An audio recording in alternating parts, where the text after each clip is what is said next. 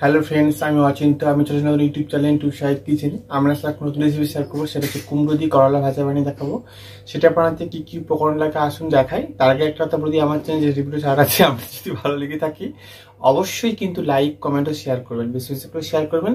এবং আমার চ্যানেল নতুন হয়ে থাকেন তাহলে প্লিজ সাবস্ক্রাইব করে দেবেন, নিচে বেল নোটিফিকেশনটা অল করে দেবেন যাতে আমার ভিডিও আপনার কাছে আগে পৌঁছে। তাহলে চলুন কুমড়ো দিয়ে করলা ভাজা বানাতে কি কি উপকরণ লাগে আসুন দেখাই।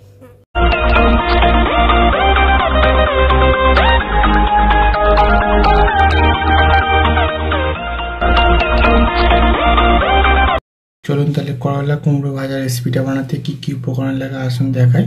তার আগে একটা কথা বলে দিই, ভিডিওটা প্রথম থেকে শেষ অবধি দেখার অনুরোধ রইল। তাহলে চলুন রেসিপিটা শুরু করি। এখানে আমি কিছুটা পরিমাণ কুমড়ো ডুমো ডুমো করে কেটে নিয়েছি, আর করলাকে লম্বা লম্বা করে কেটে নিয়েছি। তার জন্য রেসিপিটা শুরু করি। কুমড়ো করলাটা ভালো করে কেটে ধুয়েও নিয়েছিলাম।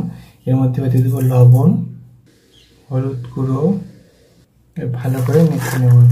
হলুদটা মাখিয়ে নেব করলা আর কুমড়োর সাথে। গ্যাসটা দিলে কড়াটা বসিয়ে দিয়েছি, কড়াটা গরম হয়েছে, এর মধ্যে তেল দিয়ে দেবো। তেলটা গরম হয়ে গেছে, এর মধ্যে আমি করলা আলু যেটা করলা আর কুমড়ো মেখে রেখেছিলাম সেটা দিয়ে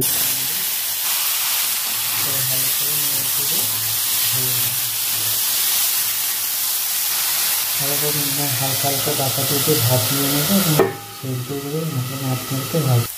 দেখুন আমি নাড়তে নাড়তে ভেজে নিয়েছি কুমড়োটা করলাটা। বেশি ভাজলে ভালো লাগবে না, হালকা করে ভেজেছি। তার জন্য রেসিপিটা আমার হয়ে গেছে, নামিয়ে নেব। দেখুন আমার কুমড়ো আর করলা ভাজা রেসিপিটা রেডি হয়ে গেছে।